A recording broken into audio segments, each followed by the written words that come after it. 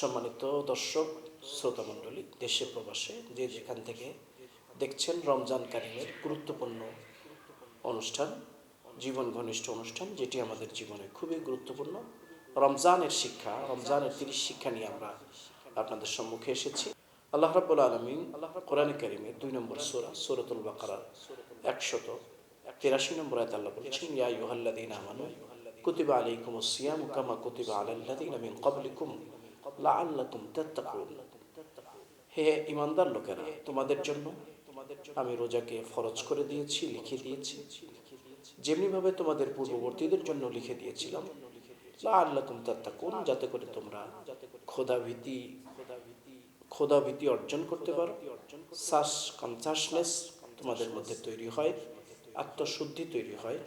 আত্মশুদ্ধির এই মাসে তোমরা যেন নিজেদেরকে গঠন করতে পারো, সেই জন্য আমি তোমাদের জন্য রোজাকে ফরজ করে দিয়েছি, যেমনি তোমাদের পূর্ববর্তী নবী এবং রাসূলগণদের উপরে তাদের জাতির জন্য রোজাকে ফরজ করা হয়েছিল। তাকওয়া, লাআল্লাকুম তাত্তাকুন, এখানে তাকওয়া কথা এসেছে। রমজানের প্রথম শিক্ষা হলো যে এটি তাকওয়ার মাস। এই মাস থেকে আমরা নিজেদের আত্মশুদ্ধি ঘটাতে পারি এবং নিজেদের জীবনকে সাজিয়ে নিতে পারি। আল্লাহর ভয়ের মাধ্যমে আমরা আল্লাহর নৈকট্য লাভ করতে পারি। যদি কোনো ব্যক্তি তাকওয়া অর্জন করে, তাহলে আল্লাহ রাব্বুল আলামিন তার জন্য স্পেশাল কিছু দিয়ে দেয়। ওয়া ইয়াত্তাকিল্লাহ ওয়া ইয়াজআল লাহু মিন আমরিহি ইউসরা, সূরাতুত তালাকের 4 নম্বর আয়াতে আল্লাহ বলছেন, ওয়া ইয়াত্তাকিল্লাহ ওয়া ইয়াজআল লাহু মিন আমরিহি ইউসরা, আল্লাহ তার জীবনের সমস্ত কাজগুলোকে আল্লাহ সহজ করে দেন। বলছেন আল্লাহ রাব্বুল আলামিন সূরাতুল বাকারার 197 নম্বর আয়াতে বলছেন, ওয়া তাযাওয়াদু ফাইন্না খায়রাজ যাদিত তাকওয়া, তোমরা পাথেয় অবলম্বন করো এবং উত্তম পাথেয় হলো পরকালে জান্নাতে যাওয়ার জন্য তাকওয়া। তাকওয়ার থেকে উত্তম দ্বিতীয় কোনো পাথেয় নেই। আল্লাহ রাব্বুল আলামিন সূরাতুল হুজুরাতের 13 নম্বর আয়াতে বলছেন, ইন্না আকরামাকুম ইনদাল্লাহি আতকাকুম, তোমাদেরকে আমি জাতি, বর্ণ, গোত্রে বিভক্ত করেছি।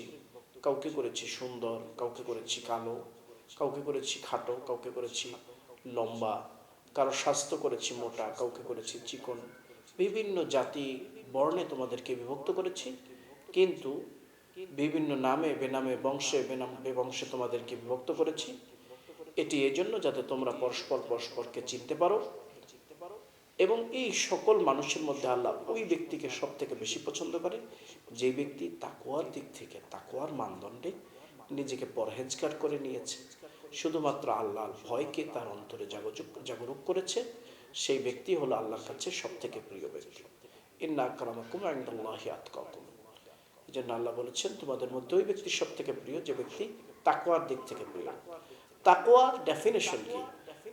আল্লাহ হাবিব সাল্লাল্লাহু আলাইহি ওয়াসাল্লামের প্রিয় সাহাবী, দ্বিতীয় খলিফা, আমিরুল মুমিনিন, খলিফাতুল মুসলিমিন সাইয়েদনা ওমর রাদিয়াল্লাহু তাআলা আনহু, তিনি প্রশ্ন করেছিলেন হযরতে উবাই রাদিয়াল্লাহু তাআলা আনহুকে, তাকওয়া বলতে কি বুঝো?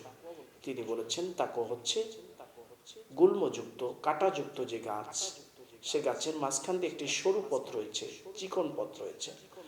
সাইয়েদনা ওমরকে বলেছেন, সে পথ দিয়ে যদি আপনি যেতে পারেন এবং আপনার গায়ে যদি কাঁটা যদি আঘাত না করে, কাঁটার আঘাত যদি আপনি না পান, এই যে ছোট সরু চিকন রাস্তা দিয়ে আপনি যাচ্ছেন, এই রাস্তাটাই হলো আপনার তাকওয়ার পথ।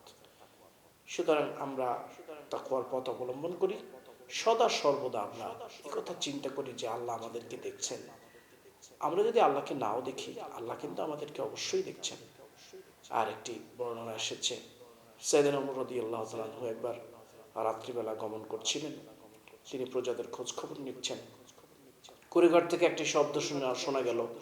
সাইয়েদনা ওমর শুনতে পেলেন এক বৃদ্ধা মা, তার মেয়ে দুজনে কথা বলি করছে। কথার খুব ভেতরে বৃদ্ধা মা বলছে তার মেয়েটিকে, উটের ভেতরে পানি মিশিয়ে দাও, তাহলে উটের দুধ বেড়ে যাবে। উটের দুধের ভিতরে পানি মিশিয়ে দাও, তাহলে দুধ বেড়ে যাবে, সেটা আমরা বাজারে বিক্রি করতে পারবো। অনেক রাত হয়ে গিয়েছে, গভীর রাতে কেউ দেখবে না। বৃদ্ধার মেয়েটি বলল, যুবতী মেয়ে বলছে, মা, এটি যদি আমিরুল মুমিনিন জানতে পারে, সাইয়েদনা ওমর, তাহলে আমাদের কি শাস্তি হবে তুমি জানো? তখন তিনি বললেন, এখন এই রাতে কেউ এই কথাগুলো জানবে না, সাইয়েদনা ওমর দেখতে পাচ্ছিলেন না, কিন্তু তাদেরকে কথাগুলোকে শুনছিলেন। সাইয়েদনা ওমর যখন শুনতে পাচ্ছেন, ঠিক এমন সময় মেয়েটি বলল, সাইয়েদনা ওমর যদি আমাদেরকে নাও দেখেন, আল্লাহ কিন্তু আমাদেরকে দেখছেন।